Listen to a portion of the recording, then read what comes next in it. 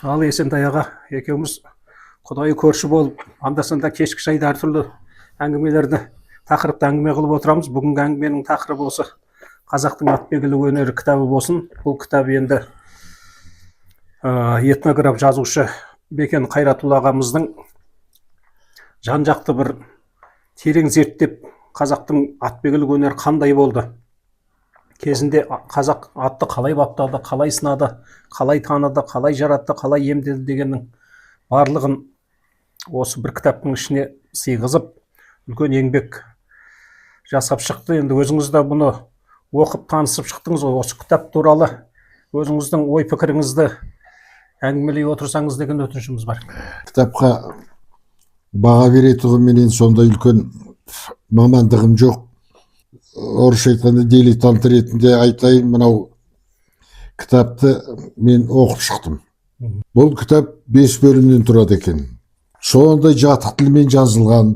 Мен қазақтың сүйікті жануары, біздің ата-бабамыздың қолғанаты болған ат туралы бар ғой, керемет. Адамның ойында жоқ мәліметтер берілген. Аттардың тарау, қайдан шыққан, есек құлан дейді, мінекей, кер құлан дейді, тарпаң, көр құлан дейді, Африка жылқысы, Азия жылқысы деп мынандай неше түрлі тармақтарменен барлық мағлұмат берілген. Дүние жүзінде ең көп жылқысы бар елдер дейді. Статистикалық не. Ал енді мысалы қарап отырсаңыз, Америкада ең көп жылқы бар екен. 10.253.000. Ал енді жылқы, бізде жылқы көп па деп жүрсек, біз 8-ші орында екенбіз әлемдік деңгейде. 1.549.000 жылқы. Ең көп жылқы етін жейтін Азия екен. Енді ең азы мұхит елдері дейді, олар 9.000 тонна екен. Бірінші бөлімде жылқының құрылымы дейді, сүйек құрылымы, сыртқы келбеті, бұлшық еттері деген сияқты барлық мәліметтер берілген. Кітаптың ең бір құнды жерлері осы ғой, міне барлық мүше атаулары, ұмытылған атаулардың мысалы белдеме мықыны дейді, сауыры, жаясы, суретін бәрін көрсетіп тұрып, аламай дейді, көтендік дейді. Шоқты дейді, мысалы шоқты дегенді мен өмірі бірінші естіп отырған дүние. Мысалы ауыз омыртқа деген мен естіген жоқпын. Бауыздау сағақ дейді. Жастар оқып үйренсе, осының бар ұмытылған мәліметтер болсын. Жылқы мүшелерінің пошым тұрпы атаулары дейді. Бір баста өзінде енді міне қаншама, міне 2 бет, қой бас, шегіртке бас, түлкі бас дейді, неше түрлі бастар. Төсі туралы мәлімет береді. Міне түлкі төс, аршын төс, бүркіт төс дейді, кете береді ары қарай. Көзіне шейін сипаттама береді. Қой көз, бөкен көз, бота көз дейді. Қарындары, жарау құран, тазы қарын, сиыр қарын дейді аттардың. Еріне дейін мысалы, кекілі, бұйра кекіл, қу кекіл, шоқпар кекіл дейді. Саптаяқ ерін, етік ерін дейді міне. Бұлан ерін дейді. Сауырына дейін, бақайы міне. Барлығы міне. Тісі, тұмсығы, жалы, белі, құйрығы түгіл, барлығын тура әртүрлі суреттерін салып анықтап айқындап берген. Жансүгіровтің құлагер поэмасынан жақсы неше түрлі үзінділер берген. Жүйрік жылқының сипаттамасы, сипаты мен бітімі дейді. Қазақ халқында ат сыншылар көп болған.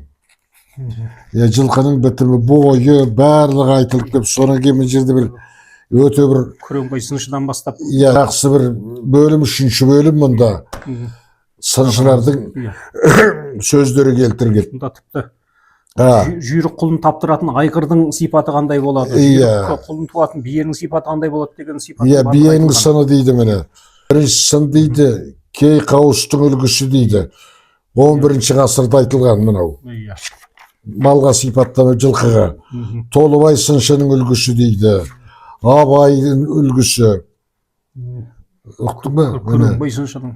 Әр ғасырда берілген сыншылардың Киікбай сыншының үлгісі дейді, 19-ші ғасырда берілген міне. Боранбай бидің үлгісі дейді, 19-ші ғасырда. Келесі бөлім бұл жүйрік атты қалай баптау туралы. Жүйрікті жазда баптап, күзде семіртіп, қыста күйін сақтап, көктемде қуатын арттырады дейді. Міне басын қалай қаңтарып қояды, қаңтарып майлайды. Сол басын төмен сүртпейді. Жүйрікті қалай жарыс жолына шығаруға шейін, мысалы көкпар аттарының жабдықтарына дейін қалай бапталады. Көкпар атқа кім шабады? Менің ойымша мына өзің қазақпын деген адамның төрінде тұратын кітап. Дұрыс айтасыз аға. Иә, мен мысалы өзім осы кітаптан алған мағлұматтарымды өмірімде естімеген нәрселерім бар. Мен жаман жақсылы бірталай жасқа келдім ғой. Талай кітапты ойбай керемет. Қазақтың әдет ғұрып анау деп мынау деп неше түрлі кітапты аламыз.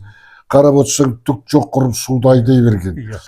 Қазақтың тәжірибесіне, халықтың тәжірибесіне сүйеніп жазылған кітап. Рахмет аға, дұрыс айтасыз. Меніңше бұл кітапты өз деңгейінде таратылмай, неме жарнамаланбай жүрген кітап бұл. Дұрыс айтасыз. Енді бүгін бір халыққа бір кеңінен таныстырудың бір реті келді. Көп рахмет.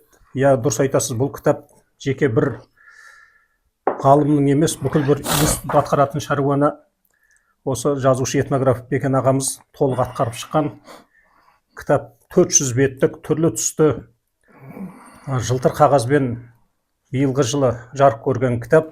Аламыз деген қызыққан оқырмандар болса, осы жарнаманың төменгі жағында телефонымыз, мәліметіміз тұрады. Республиканың барлық жеріне, облыстарына, ауылдарға дейін Қазпошта арқылы жеткізіп беретін мүмкіндігіміз бар. Кітаптың қазіргі бағасы 9.000 теңге, жеткізу доставкасы барлығы сол 9.000 теңгенің ішінде. Алам деген алушылар болса, хабарласыңыздар. Жаңа ағамыз айтқандай, бұл енді қазақпын деген әр қазақ азаматының төрінде тұруға тиісті құнды кітаптың бірі осы кітап деп айта аламыз.